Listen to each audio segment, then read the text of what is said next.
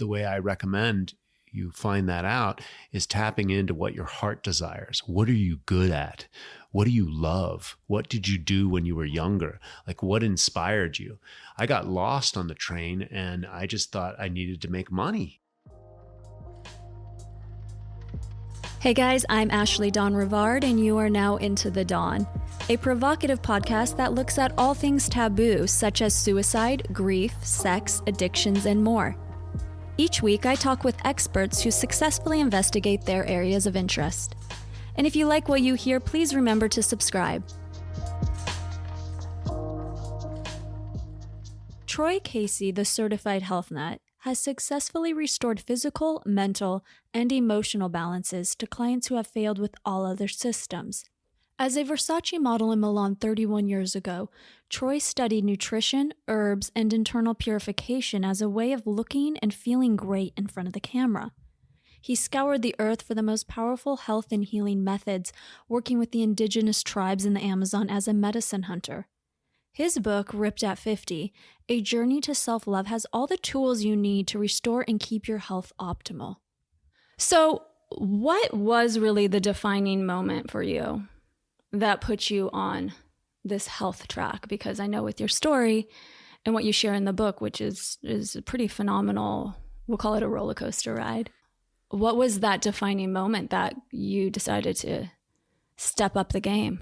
You mean like really clean up my life? Mm-hmm. So, I mean, it was really just being sick and tired of being sick and tired in my modeling career, and just drinking and hating my modeling career, and not the career itself, but the industry and the weird games that were played in that business. And then my friends told me, hey, you're wasting your potential. And I heard that way too many times, and that was enough impetus to start looking into that. And I wanted things that were better in my life as well, and I wanted to grow. And I moved to LA to become an actor, and I started trying to get sober years before that, actually. But when I finally moved to LA, I was like, all right, I can't build a new career on being a party animal, and so it was time to grow. Yeah. So was that before you moved to LA, did you find ayahuasca? Because I know in your book you said really that took you on a path, right? Well, I had three very big wake-up calls. One was I started studying Vipassana meditation, which was presented to me. The idea of meditation and prayer, or contemplation, meditation, prayer, was step 11 in AA. I started late 94, I think early 95. I think I went to my first AA meeting. And there was some things about AA I didn't like either. But the one thing that stuck, the people that spoke about step 11 that really helped their lives, there was a je ne sais quoi about them. There was something very interesting, something resonant. Mm-hmm. And then years later, I had a really challenging time. I think it was New Year's with a girlfriend, and we broke up, and I destroyed the relationship, and I was just like, all right, I'm going to change. I'm going to put my foot down. I'm going to change. And I started meditating. I didn't know what I was doing. And then 4 months later, a waiter turned me on to Vipassana meditation with S.N. Goenka, and I sat my first 10-day course in silence, which is pretty intense. Very intense. People think ayahuasca is intense, but it's like, go and try and do 10 days in silence. The amount of energy your jaw gets just from moving, your shoulders, like everything's connected. And, meditation is, they did the asanas so that people could practice meditation. So like yoga, if you're looking at yoga, which the definition of yoga means union of body and mind, they would do the asanas to relax the body, so that asanas and pranayama, so you could get the mind stable enough to sit there and deal with the subtle vibrations inside your body. And so the training that I went through in the 10 days, it took you through that process without yoga. And so you ended up dealing with yourself, and the body unwound on such a deep cellular level. I mean, at one point I thought my femur was going to dislocate from my hip, literally. And I heard other people talking to the teachers and complaining, and they wanted to sit up against the wall. And one guy had he felt like it was a 800-pound gorilla on his back. And, and that's like stuff that we carry on, burden that we carry on that shows up in the physical body. I came out of it and it felt like truckloads of stuff, garbage, trauma was off of me. And so I practiced that for 6 years pretty religiously, 2 hours a day, and I did 11 courses total. And that was a huge part of my wake-up call. But if you back up all the way when I started modeling, I had digestive problems. And that's how I got into nutrition. That's how I discovered herbs. That's how I discovered, whole food eating. And that was a process as well. And I believe truly now, after 30 years and healing my gut and healing my metabolism, I had constipation for most of my adult life. And I kept discovering and doing fasting and different internal cleanses, liver cleanses and colon cleanses. And this helped me. It helped me, but I didn't cure my constipation until later on, until I started getting into breathwork and Taoist stomach massage. But it was that initial digestive issues. I like to say there's two forces on this planet, yin and yang, and your curse is your gift, right? It's two sides of the same coin. But the gift is, after 30 years, I've amassed some form of expertise that it shows up in my tissues, and I'm able to speak and inspire others to transform their life. What is the biggest stigma for men in health?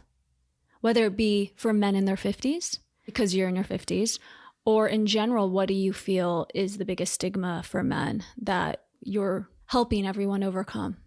Well, I think one of the biggest stigma and the biggest taboo is that men feel inadequate, because you got 70% of the American people that are obese or overweight right now. And people don't know how to take care of their body, and they feel inadequate. And they contact me on the internet like I'm God's gift to something or other, but I work at everything that I do. Half the practices that I picked up was to stabilize my own imbalances, to stabilize my own dysfunction, whether that's emotional, mental, spiritual, physical, however it's showing up. Physical being the last manifestation of the mental, emotional, and spiritual. And so these practices I've just implemented because I wanted a better life. I wanted to be better. I wanted to be a better version of myself, whether that was in front of the camera as a model and as an actor. I wanted to look and feel my best. But then, continuing as a family man, I want to be well rested. I want to be energized. I'm wired to, I need to feel good just as a baseline. Right. And I think a big stigma that's out there right now is the shame that people look in the mirror and they don't add up to, especially for women, I see this as well, but they don't add up to the, advertising, the television advertising. For men, they use regular guys in a lot of advertising. But for women, it's much more difficult because they use the models. Not everybody looks like that. And so, but the bottom line is that an animal in the wild is going to be svelte and have its musculature. Now, everyone's got there's at least 3, different body types. And so it's not that everyone needs to look exactly the same, but you want to have a certain level of vitality, virility. We also have infertility issues that are happening right now, male sterility. These are big issues, and these have to do with our environment. We're only as healthy as the environment, and the environment's compromised. And we've got xenoestrogens that affect hormones. We've got chemical surface runoff in the airways and the waterways, and these are showing up in our tissues. Price Pottinger Foundation was set up on this whole principle. Weston A. Price traveled to indigenous cultures and studied them, and they had 30 pearly whites into their old age. And then people that were in the modern world would eat sugar and candied and dry fruits and stuff like that. Their teeth would rot. And then this would cause crowding. And then the next generation, they would also have issues with their palate and their growth and their how the cranium developed. So this is all in his book. I think it's Weston A. Price, something degenerative diseases. And then Pottinger did the study on 4 generation of cats eating processed foods. And in the first generation, there were some mental problems and some basic health problems. By the 3rd and 4th generation, we were looking at sterility. They were losing their hair. They were losing their mental health. And what are we doing right now? We're dealing with a huge mental health issue. We're dealing with depression. Suicide amongst men is extremely high. People are feeling inadequate. They're out of balance. They're out of balance with nature. And that's the basic principle and the basic fundamental elements of my book. We are nature. We're symbiotic relationship with nature. How do you expect the world to be healthy if we're not healthy ourselves? And that applies to the natural law of correspondence, which there's 7 immutable laws. And the natural law of correspondence states, as above, so below. The macro is the micro. We're all connected. Right. And something you say in your book that I enjoyed was you made it clear in the very beginning, this is not a book on diet, on, exercise, right? It's optimal health.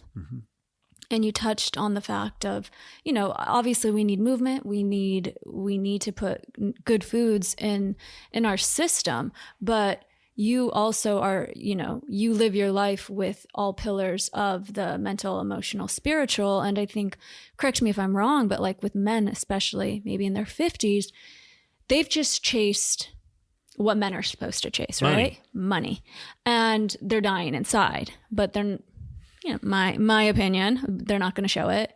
And you're really kind of making people go in, right? Not just like, let's eat right and exercise, but let's get, our mind, body, spirit together. Did you? Let's not try to outrun our bad diet. Right? Yeah. Does that make sense? Yeah. People shovel in garbage and then they think they're going to solve all their problems in the gym. And the gym is only one facet of the 9 pillars. Touch on those 9 pillars. So the 9 pillars are fundamental principles, foundation principles. In physics, they call it first principles. So you've got nature and all of its facets. We need nature. We need to be grounded to the earth. There's a lot of research on earthing and inflammation, just getting your feet into the ground, especially with all the electromagnetic radiation, pollution, Wi-Fi. You've got wattage, amperage from dirty electricity and 60 megahertz cycle, which Tesla invented. Tesla said when he invented them that it's not good for the bioresonance field of the human being. And so, so it's important to get grounded into nature, get the sunlight on the body. And what did we do? Everybody's worried about sunscreen and skin cancer. When you have the proper antioxidants in your body and the good nutrition and you acclimate yourself to the skin. We also have people from northern climate genealogy, right? I'm a northern European. I have to acclimate my skin to be able to be healthy and I'm in the sun all the time. So nature, forest bathing, wild water, jumping in the ocean. These things are all extremely healthy, and we lost our connection. Rubber soles were created in the 60s, and we've literally been disconnected from the earth from that. And so nature's a major principle. Relationships, a lot of us carry burdens. The human condition is real. I did a lot of studying. I did a lot of personal development and training. I did landmark forum type training. Confrontational psychology. It came from Est in the 70s. I did a program called MITT, and I witnessed 60 people in an advanced course going through their biggest childhood issues. And let me tell you, there wasn't a dry eye in the room, and everyone had serious issues, whether it was physical trauma, abuse from being in a foster home and being physically abused or burned, like the human condition is real, or someone else being perceived wronged. Maybe someone died in the family and the parent or the sibling didn't treat them properly, and they felt that was wronged. And so, we carry this type of burden. So in the book, the one of the pillars is relationships. Get cool with your relationships, forgive them, and let go of resentments, because having resentment is like drinking poison and expecting the other person to hurt. And we carry this stuff on for long periods of time. Ayahuasca is a great way to dismantle that because it acts like a system defrag. And so it goes into the energy field, especially the nervous system where we hold our beliefs. And if you've got a program running inside your biocomputer, and it's taking up a lot of your energy, and it's angst or resentment against someone else, it's going to pull it out. It's going to give you a vision. Hey, you're angry. You're still angry at your mother or your sister. Do you want to let this go? Because it's taking up a lot of your energy, which is affecting your long-term survival. Mm-hmm. So relationships are another important thing. And one of the most important things is where the book starts out with is your legacy, your dream, your purpose, especially for men. This acts as a true north, as a guiding light, as a roadmap to your life. And the way I recommend you find that out is tapping into what your heart desires. What are you good at? What do you love? What did you do when you were younger? Like, what inspired you? I got lost on the train, and I just thought I needed to make money in this world. And even Joseph Campbell talks about, follow your bliss. Mm-hmm. But we don't have training for that. Right. We have training in the industrial age school system. And I'm here to tell everyone, a newsflash, breaking news, the industrial age is over. Right. It's long over. What can men do then? I mean, with this like just high speed world, right? Mm-hmm. And the programming of the machismo, we'll say that, right? Mm-hmm. Like that's still something we come up against. A lot of people don't know what their heart wants, their soul wants, right? Mm-hmm. Because you do need to take that period of slowing down mm-hmm. to really slow down and kind of look at, okay, is that society, family, religion, what is running the show here, right? Like, what is my operating system of why I'm doing what I'm doing? What can then a man who's extremely busy, who's on this, we'll call it a hamster wheel, mm-hmm. what can they, you know what? I don't even want to say men, because I think women too. Mm-hmm. You might disagree, but I think women have a legacy as well that mm-hmm. they want to leave. And whether it be just some women want to be a mother, which is amazing. Which is huge. Yeah. And that is such an important job on this planet to guide the children of the future to the next level of our development and our consciousness. So yeah. I truly believe that is enough. Right. And Absolutely. That needs to be ultimately respected. Not that a woman can't be a CEO or a doctor or anything else. Please, whatever somebody wants to do, I honor that as long as they're not hurting someone else. Mm-hmm. And so, but when it comes down to child rearing, I know this because I played Mr. Mom and it ruined me hormonally. And so, I was exhausted, and guess what? The kids didn't want to hang out with me. Well, do you think they wanted to hang out with her? So you don't think that men should be at stay-at-home moms? Or do you think there's a balance that needs to be found on how to implement the masculine and the feminine into that? I think everyone has their roles. Mm-hmm. And it wasn't until I went through my divorce that I reconnected with my primal roots. And I really understood my role. I think traditionally men are wired to see what's on the horizon to eat and what's on the horizon that may eat them and the family, and to be able to protect that mm-hmm. and set up a perimeter so the feminine can dance. Mm-hmm. I'm paraphrasing a little bit of David Data's work in Way of the Superior Man, which I do believe it has application. I do believe we have masculine and feminine roles, and the law of gender states that we have masculine and feminine inside of both of us. So you want to find that balance inside of both of us. Finding that ultimate balance. And so, but we do have roles, and I do believe that my role is to help and provide for the family and protect them and make decisions that's better for the family. And now that I've brought my family back together, I remarried my ex-wife, I got my business on point by listening to my intuition, activating my primal animal so I can actually understand where I am in the environment and execute that. And even if I fall on my face, because I like to say I'm failing my way to success, literally. Yeah. And because I just keep going, and you listen to other people talk about success, perseverance is it. And that's what I talk about in my book. If you're just consistent with your hydration, your nutrition, your sleep, your movement, your nature, you're focused on your dream, you're consistent, you're building your dream, maybe your dream shifts, etc. And I have some exercises in the book for men to figure out their dream, because great. We were on that subject earlier. So if you just apply these basic fundamental pillars on a regular and constant basis, and you're consistent, you will achieve results. And so, and I just think that we've lost our way for that, and people are chasing the dollar. But this book was targeted to executives that have the mistresses, their Ferraris and mansions and, all the money in the world, and they're making decisions in media and other aspects of business that are not helping the future of our planet. Because right now we're making a lot of decisions based on oil, based on raping and pillaging the planet for its natural resources. We're not growing hemp, which is a sustainable crop. Instead, we're cutting down trees and clear cutting forests, and there's a price to pay on that. So I'm here to help men rewire themselves, because we're only conscious to the degree we're healthy, and we're only healthy to the degree we're conscious. So if people are unhealthy, once they get healthy, they understand that they are connected to the environment and they have to do something.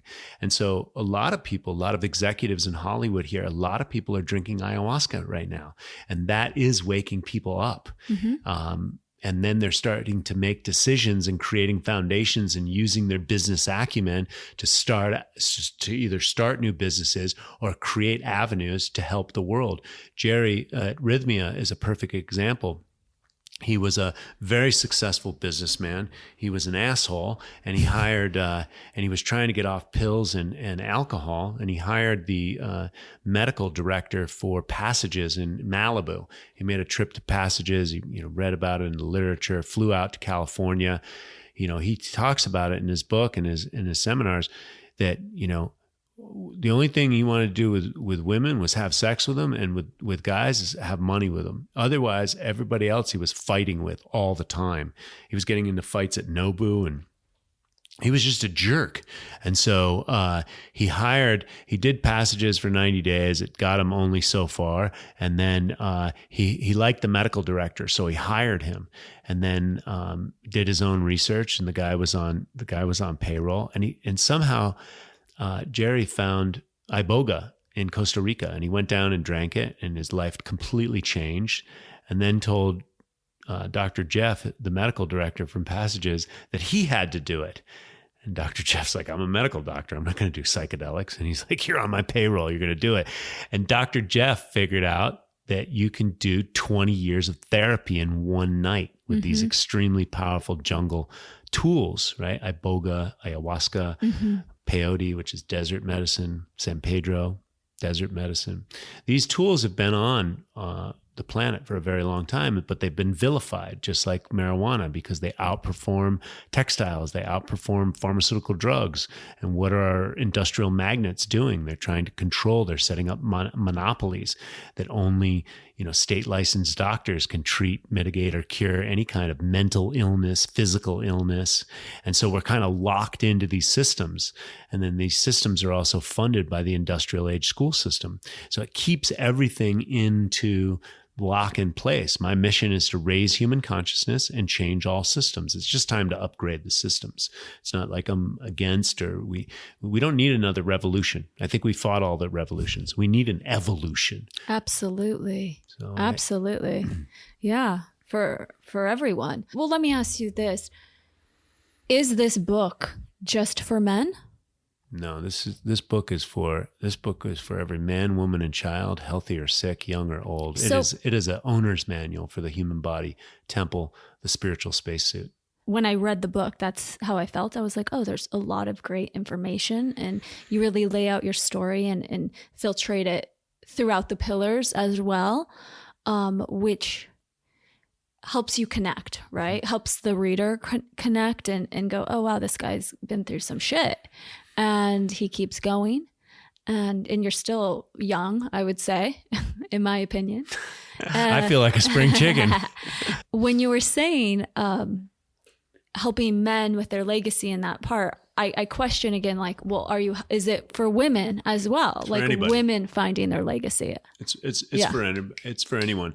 And what I do with clients, men or women, but especially women, it's like, do you want to have children? Because let's put that out on your legacy right now. It's a biological element. Nature's first law is self-preservation. Mm-hmm. So everyone wants to get laid at the biochemical level. Mm-hmm. That's why I made the cover the way I made it. The Kardashian type, pornography runs the internet. It mm-hmm. fuels everything. So our mind is on sex no matter what. It's part of our nature. And what does sex represent? It represents love. It represents family, right? These are the deeper connected elements. And so, but the corporations know this and they use it against us, right? If you don't brush your teeth with this, you're not going to get the girl, and they're trying to sell you goods and services. So the fact of the matter is, get really clear if that's what you want, because sleeping around is probably not going to, really help you. And getting off pornography, I definitely think will help you find the right woman. And so all that's in the book. And so what I do with women, when I have women clients come over, I do the most important part of my work is the dream, the purpose, and the legacy, because it gives you a roadmap. If you want to go to San Francisco and you start driving towards Phoenix, that might not be the most efficient way to get there, mm-hmm. right? You might end up finding your way. Somebody mm-hmm. might point you in the other direction, but it's going to take you a lot longer if you just go up the 5 and over into the Bay. And so the tools that I have is to help work out it from your heart desire. So again, back to what you love. Really, just what do you love as a kid? Do you like to sing? Do you like to dance? Do you like to draw? Do you like to cook food? Do you like to take care of kids? Do you like to make kids? It's like, it's like, do you like carpentry? I mean, we don't have a lot of skills like we used to, survival skills and stuff. So people really don't understand. Most people say, I just want to travel, But let me tell you, from someone who traveled professionally for years, that gets old quick. Mm. And so, and hanging out at the beach, I live at the beach, you don't hang out at the beach all the time, trust mm-hmm. me. And so really understanding what it is that you want, and then plugging in those gifts, because we all have gifts from the Creator, unique gifts, right? You've read a book or you watched a movie, you've seen majestic elements out there. That's for people that are watching Kobe Bryant. I mean, that's his gift. That was his gift, his athletic prowess. And to watch that's beautiful. And so every single human being out there has that in them. Mm-hmm. Absolutely 100%. Even if that's a loving, tender kiss to a young person or an old person or someone dying. Mm-hmm. How about that? There's people in hospice and nurse, and they're beautiful. They love their work, right? How about public speaking? The number one feared thing in the world is public speaking for a human being. Mm-hmm. I don't have a problem with that. Mm-hmm. I speak all over the world. Mm-hmm. I thrive on that. Mm-hmm. Yeah, and yes, it's a little fearful. I use the butterflies to make the magic, mm-hmm. right? Mm-hmm. And so, yeah, one man's poison is another man's food. Yeah. And so what someone else doesn't like, someone else loves. For example, my mother is just an amazing, she's an amazing worker bee. She likes to be working for mm-hmm. someone consistently. I think she lived in Scotland for a while, and I think she worked for the same company for 22 years. She's been in Maui for a while, and I think she's worked for the same company for 15 years. And if you have a business and you're a business person, you want that type of employee. Mm-hmm. You want someone that cares, right? And I also think, we all have to do our work. That's part of us. Mm-hmm. Whether there's money, because I believe in a world beyond money. Whether there's money or not, we still have to do some type of contributionism to the world. Mm-hmm. Some people like art. That's one of my major solutions is the gift economy for the future of the planet. And I liken it to, the perfect example is your favorite rock star. They're probably extremely wealthy. You would take your shirt off your back to just give it to them and tell them how much you love them, right? And so, And we do that. We give them our money to hear their music, right? Sure. And so that already exists. I just do believe, and I'm not the only one with a wild idea, right? You got Peter Diamandis, Singularity University. He's in business with Elon Musk and Tony Robbins. He's already talking about a world beyond money, post-capitalistic world in the next 12 years. We're going to have driverless cars. The car market's going to be gone. Yeah, This I don't is know in the about next that. 6 or 7 years. No, it's all future. Oh, I know, but I don't trust that. I mean, there's glitches all the time. There's human glitches too. I know. There's a lot of crashes. I know. I get it. And I agree with you 100% on this whole. Change is coming. And the only constant course. in the universe is change. Is change. And, but yeah, I really, we'll say when you were unconscious to when you were conscious. Okay. Yeah. So in your modeling career, in acting, all of that, were you conscious that you were lying to yourself? Well, that is actually my biggest fear is, BSing myself. And so, lying to myself, I think when I was modeling, I don't know if it was so much lying to myself as I was lost and not really in tune with my heart's desire. Because I wasn't doing anything against my values. Or we could say hiding from yourself, Yeah, I simply just did not know who I was. Yeah. I went through school. I'm living in this world. I go to college. I see that money, makes the world go round. What makes money? Okay, I talk to my counselors. Well, science and math, you need those for science and math jobs and engineering jobs or whatever. So you need to get those underneath your belt because that's where more money is at. So that's the direction that I went when I was in college. And then I got into the modeling industry because I was like, well, that seems pretty easy, right? Just take some pictures. I didn't know the mechanics of it and the ins and outs. And I heard that there was good money. You make $5,000 a day. That's good money. I didn't know that you only work a few times a year, maybe. Sometimes you work more than others, but it's like feast or famine. I've got extremely successful actor friends. My good friend, Michael DeLuise, his dad was a famous actor and comedian as well. And Michael was in many great movies, Wayne's World and Encino Man. He said he was out of work for 2 months, 3 months, 9 months, and 2 years in a 20-year career. And so, there's a lot of ups and downs. So there was that illusion of making that money, the big money. And then there was the reality of it didn't feed my soul. The money wasn't worth it, is what I'm saying. The mental gymnastics and psychological, issues I had to deal with, I didn't like it. That's why I like being an entrepreneur. So I can write my own ticket. I can dance to the beat of my own drum. I can figure it out for myself. How many people do you think out there, percentage-wise, are not feeding their soul? Even 10, 20 years ago, maybe still, like that whole paradigm of get out, go to college, get out, find a man, find a woman, start a family, have kids, right? And then the divorce happens in their 30s.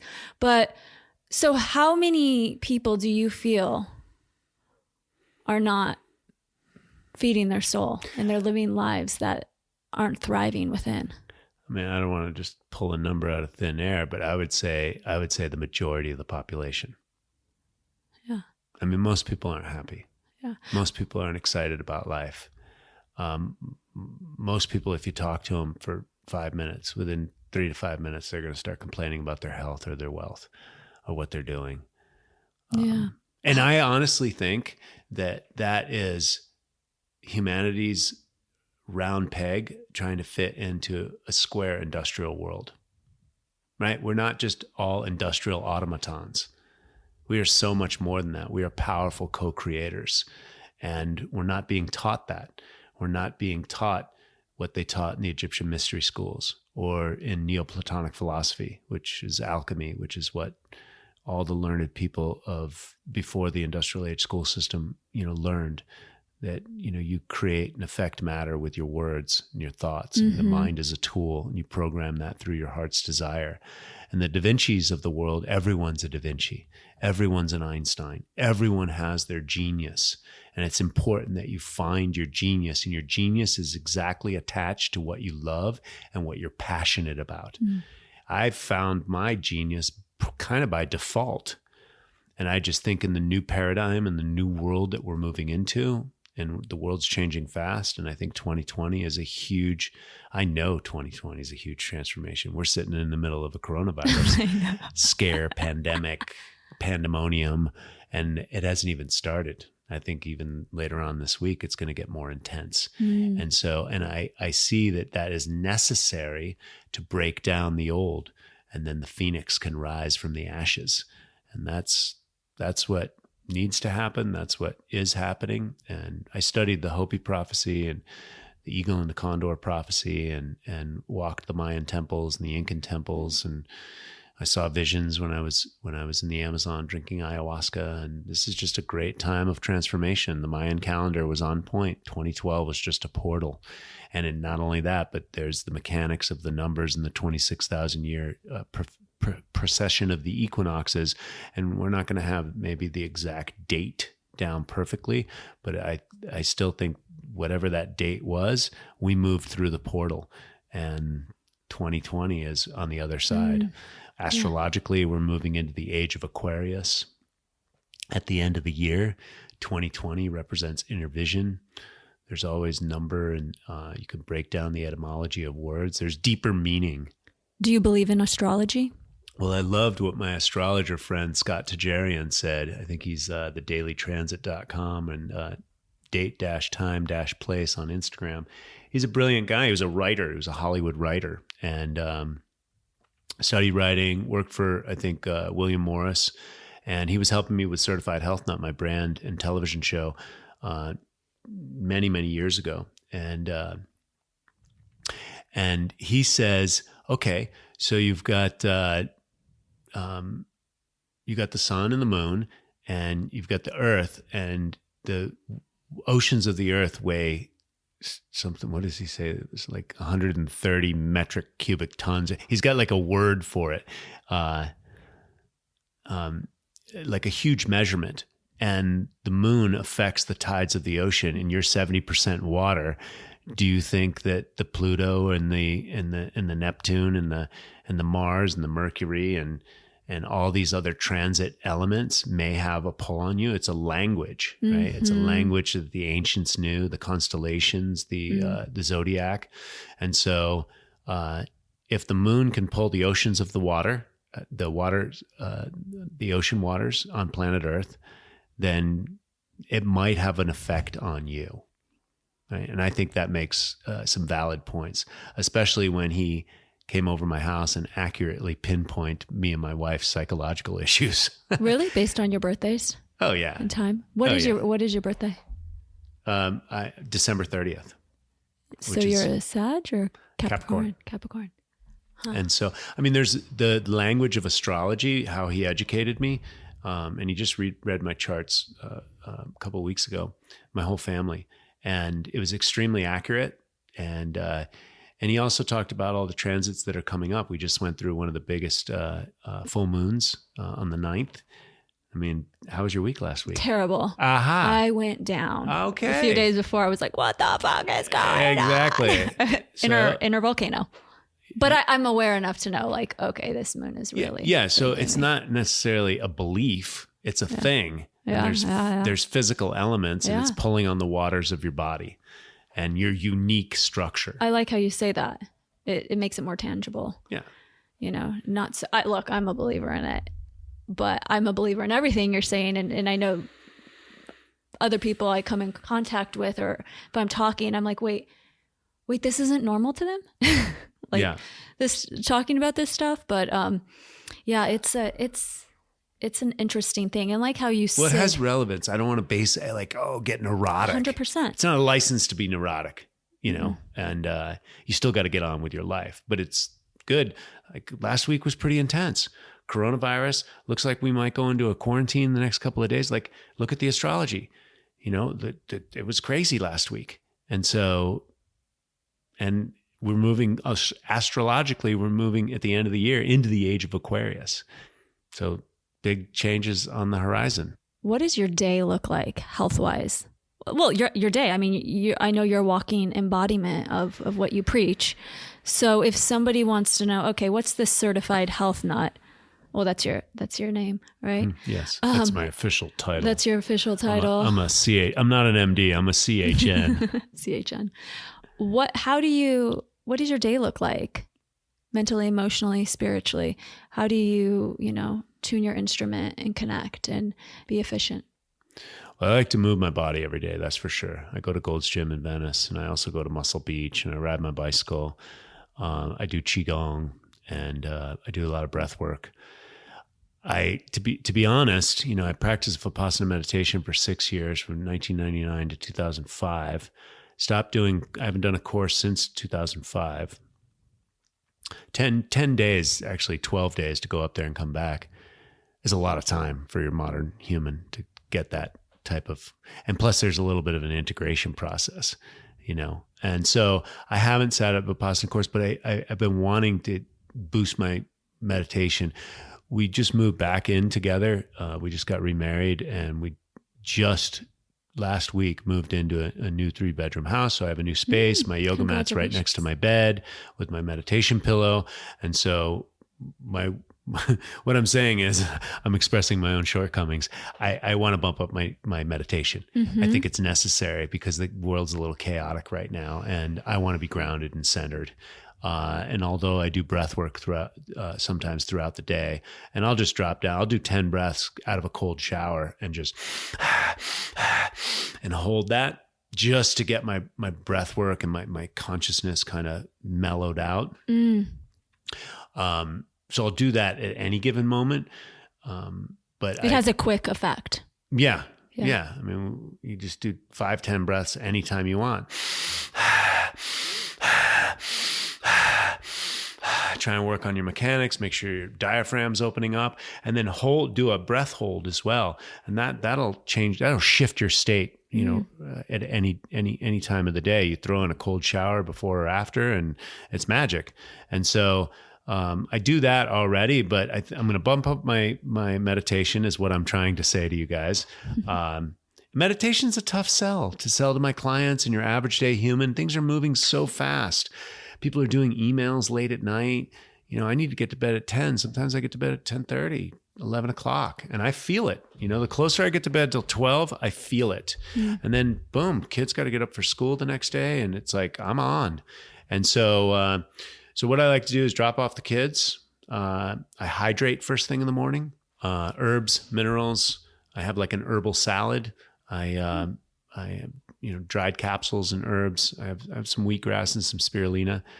Sometimes I work with an herbal company. I've got great, organic products. So sometimes I take some of that. Maybe it's just high quality water in my body, maybe with some minerals, and then maybe some wheatgrass. I'll have some capsules, some herbs, depending on what I'm feeling. I have vitamin C from nature. I take that. Just really intuitively. I have a huge cabinet that has all my herbs on it and everything. And so I'll hydrate, and I'll take micronutrition first thing in the morning. Then I'll have a green juice. I work with a wheatgrass company, and I'll have a green juice. And I have super high quality amino acids. So I'll get the protein production happening in my body. And then I'll go to the gym. Basically fasted. I do like a calorie restricted fasting, even though I'll have some small amounts of materials going through my liver and digestive tract. It's all pre-digested. Mm-hmm. And so I'll flood my body with pre-digested nutrition, hydrate, go to the gym fasted, work out my body depending on if I have the energy, I can work out. If I don't feel so well, or if I got a tweak or something like that, I'll do more stretching and stuff like that. If I'm riding my bike that day, I'll come home, maybe get back on my bike and go back out to Muscle Beach. I create a lot of content. So I'm making probably 10 to 15 pieces of content every single day. So I'm on my phone a lot. I like to get into a full body squat and work on it so I'm not craning my neck as much.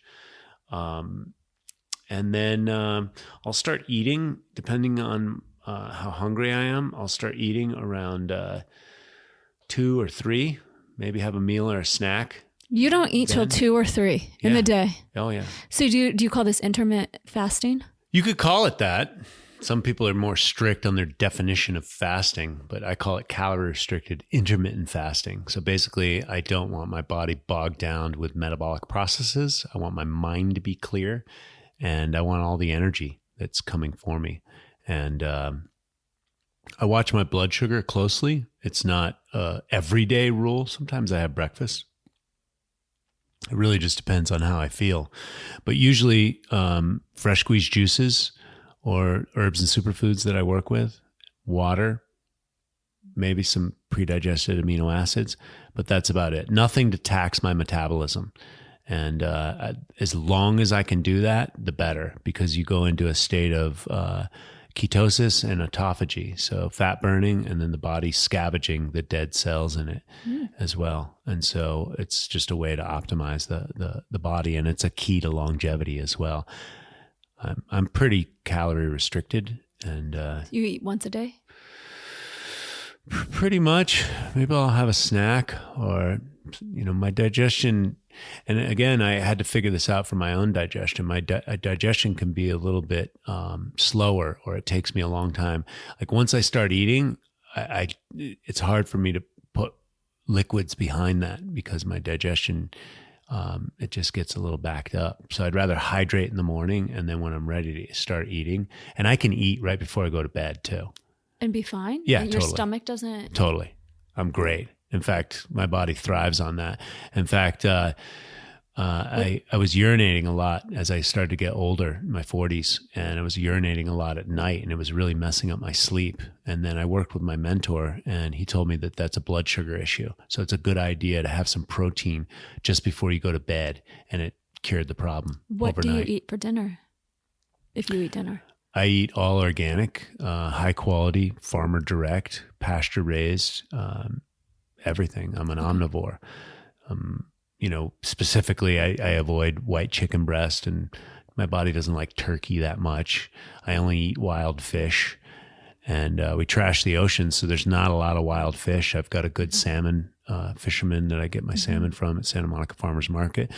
But other than that, I eat elk, venison, I eat bison, I eat beef, and I just try and rotate it as much as possible so my body doesn't get intolerant. It doesn't get used to it. Okay. Huh. And do you take any herbs at night to help you sleep? I take tart cherry juice from the company I work with, and it's super high quality, organic. We've been making and manufacturing it for 27 years. It helps. Oh, yeah. It's the only plant on earth that has naturally occurring melatonin, the only plant. I don't recommend people take synthetic vitamins and minerals. They're garbage for the human body. So just to be clear, because if women, who are so concerned about how we look and we want to be thin, or you're not recommending you don't restrict your diet or food intake for how you look. It's for how you feel and function. Yeah. It's how I function. And so, and a direct feedback loop is the mirror. So if something's working or not working inside my body, all I got to do is look in the mirror, look at the clarity of my eyes, look at the clarity of my skin, the vibrance of my hair, right? The flatness of my stomach. I read in your book that you said it wasn't until you started breathwork that you got a 6-pack. Why do you think that is? Well, there was a couple of things that I did. But the breath work helped because I coupled it with Taoist stomach massage, and you have nerve endings that come through the vagus nerve that end up in your gut. And if you can imagine, a child running out in the street and like, hey, don't, the parents yelling, you freeze. And a lot of that gets stored in your abdomen area, your second and third chakra. And I had blockages there. And they were physical blockages from mental or emotional components. And when I started practicing the Taoist stomach massage during I'm all pretty much self-taught. I've had a couple people and I watch a bunch of YouTube videos, but when it comes to breath work, I saw some stuff, I practiced, I worked with some friends and I practiced it and I saw what works. And then I had a Taoist sexual kung fu teacher and she taught us about the internal organ massage. And so I just coupled those two things together and that cleared everything up.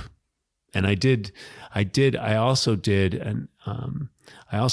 aged urine enemas, and that was huge. Okay, what is that? That sounds so weird. It's the ancient art of Shivambu. It's an ancient Ayurvedic technique. And so I go into, ancient techniques, things that have worked, things before hospitals, before doctors, before any of what we have in the modern world. And I've been practicing Shivambu, urine therapy, for many years, but a friend of mine cured himself of testicular cancer. They wanted to take out his lymph nodes after chemo, and he was in his 30s, I think he was in his late 20s. And he was like, I don't like that idea, right? Because the chemo didn't get it. And so he went home and found it on the internet, read some literature and started practicing it. And he looped his urine for 3 weeks and he went back and the doctors couldn't find it. So he was also helping me with the breath work as well. His nickname's Dr. PP Shivambu. I like that. Yeah. Nail it on the head. He's a great guy. And so he was helping me with the breath work. And then there I was facing divorce. Me and my wife couldn't solve our problems. And he challenged me to a 7-day fast on my own urine and taught me about aged urine, which I knew nothing about. But if you look it up, Raquel Welch used to put it on her face as well. It's amazing for the skin. It has antibodies in it. Again, I see the look on your face. Yeah, because I'm trying to figure out how do you do that? You catch your pee then? Like as you're urinating, you catch it in a cup or whatever, and then what do you do with it? Then you store it. In the fridge or underneath in the closet? The cabinet. I used to put it out in the sun with a coffee filter over it so it would ferment. And then it would get gnarly. And then, I mean, look, I did my research enough, but I got to tell you, the results that I got off of it is no laughing matter. I'm all about enemas. Trust me. Yeah. I love them. I love how I feel. I'm not opposed. I mean, I'm not suggesting it for anyone. I'm always up for a challenge and I probably will end up doing that at some point. But what am I going to feel different versus a water enema or, coffee enemas I've done? But that gives me a jolt of too much caffeine actually. Mm-hmm. But I do like water with some peppermint oil, clean that out. Mm-hmm. What is the difference with a urine? Well, it's basically like straight ammonia, but the thing is it's from you, so it has your medicine in it. It has your hair of the dog. And so for me, I can only speak. Look, I hand out challenges all the time. I hand out 100-day qigong challenges. I hand out 100-day full body squat challenges. The fact of the matter is I'm not challenging anybody to this. If you want to do your own research, go ahead. Right. I got tons of content. Somebody just did a documentary on me and they labeled it A Day in the Life of a Urine Drinker. Everybody wants to poke fun at me. I don't care. I'm cool. I'm an open book. It's really helped me. I'm not advocating it for anyone though. You got to do your own research. So I took the aged urine and I got one of those bulbs with a needle on it from CVS and lubed it up my butt, stuck it up there, and it really burned. And then I looked in the toilet bowl after I went to the bathroom. Well, I started wiping my butt, and I was like, "There's some red stuff on there," and I was like, "That I haven't had beets today, and I'm not bleeding." Right. And so, and then another time I looked in the toilet bowl, and there was this square jellyfish-looking thing with like this tentacle that was like a hook. And so, and if you know anything about parasites and fungal infections, and I mean, we're in symbiotic relationship with bacteria, funguses, viruses. Everybody's flipping out about the coronavirus. The fact of the matter is make yourself strong. Don't be a host, because they're everywhere. You go down to the Amazon, there's lichen growing on trees. You go out into the woods right here, probably in your neighborhood, right next to your building, there's probably mold and other elements. There's opportunistic creatures everywhere. So you don't want to be a host. You want to make yourself strong. That's what the book is about, is making yourself strong, because Mother Nature's garbage cleaners are parasites and fungus, which decomposes everything, puts it back into the earth for use. This is part of the closed organic life cycle. If you bury yourself in a pine wood box, eventually everything's going to be eaten by maggots and broken down. And so we've just gotten so far away from nature, we don't fully understand it. So don't become a piece of garbage. Don't treat your body like garbage. So that's what happened to me with the Shivambu practice, the aged urine enemas. And after that, with the breath work and the Taoist stomach massage, my stomach's been flat. Part of the problem when I was modeling is I had a distended stomach. And I'm a healthy guy. I'm a fitness guy. And I couldn't get my nutrition on point. It wasn't until 7 years ago, about 9 years ago, that I got the gluten piece. And that was a huge piece for me. And I'd been studying nutrition and everything else for a long time. What happened is I don't think we fully realized what was happening with the glyphosate, which is the herbicide from Monsanto. It's been sprayed and utilized since 1983, and it's exponentiated since 1996 when they brought GMOs on the market. But there's 3 patents for glyphosate, and glyphosate annihilates the gut microbiome. You add to that antibiotics, vaccines, and other elements, and this kills the gut microbiome. And then we've got, what do you got? You've got 70% of the American people that are obese or overweight. The immune system is your ability. The gut is directly related to your immune system, and your immune system is your ability to protect yourself against, any kind of biological entities, right? And so what do we have? What are our statistics? Autoimmune, chronic fatigue, fibromyalgia, autism 1 in 17 right now. These are anomalies. And everybody's freaking out about the coronavirus. The fact of the matter is Black plagues happen. They have happened in the history of mankind, in recent history, right? So the Black Plague, happened and has already happened. So the potential for it, and we're living out of balance with nature. We are clearly out of balance. So the potential for some type of plague to sweep this planet is here. Okay. And we shouldn't be rushing to the store to get toilet paper and everything else, because guess what? That only lasts 3 weeks. Yeah. And then what? Right? So now is the time. This is a clarion call to everyone to align yourself with nature. Apply the principles that I teach in my book. I'm not the only one. There's nothing new underneath the sun. I'm not the first person to teach this, but this is replication of the basics. This is no new fancy diet book or exercise book. This is the fundamental principles of biology, physiology, and psychology played out on how to be an optimal human being. And when we are optimal, then we can live in a balance with nature. And everyone's so afraid of getting the coronavirus. And what does that represent? Death. Like, everyone's afraid of death. Hey, newsflash, guys, everybody's going to die. The spiritual spacesuit wears out. And I'm here to tell you that there is no real ultimate death anyways. But that's a deeper philosophical, spiritual conversation. I'm not here to impress that on people. But the fact of the matter is, face your imminent death. Face it, because then you can live a life worth living. Amen. Amen. Preach it, brother. Yeah. That was good. I like that. Yeah. I agree with you 100%. So what is the one takeaway you want to leave people with? Be healthy. Go after your dreams. Be healthy. You need a healthy vessel to go after your dreams. You're here on earth for a reason. You have a gift. Give it. Live full out. Yeah. Yeah. I like that. And what would you tell your 20-year-old self that you wish you would have known?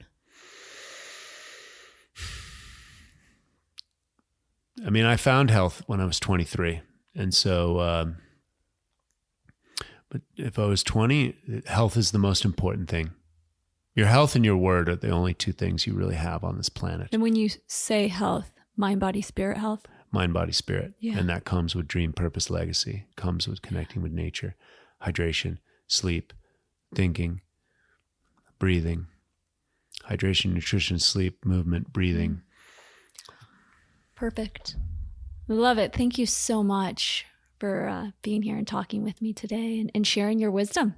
I learned a lot from your book. I highly recommend it. What was your takeaway? My takeaway from the book was, well, I just love people who are so authentic. And it was such an easy read, but you really brought people into, the shitstorm that you were in.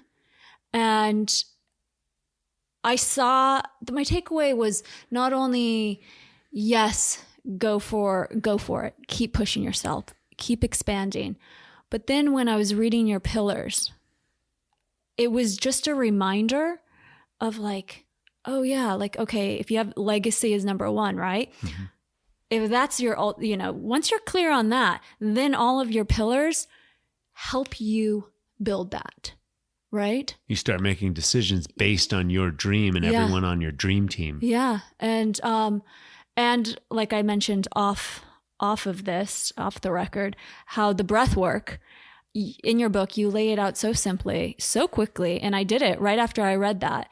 And immediately I felt a change. And then I also went out for a walk. It was a quick, it's this book where I feel like it could be like a little bit of a Bible. Like you just carry it with you, open it.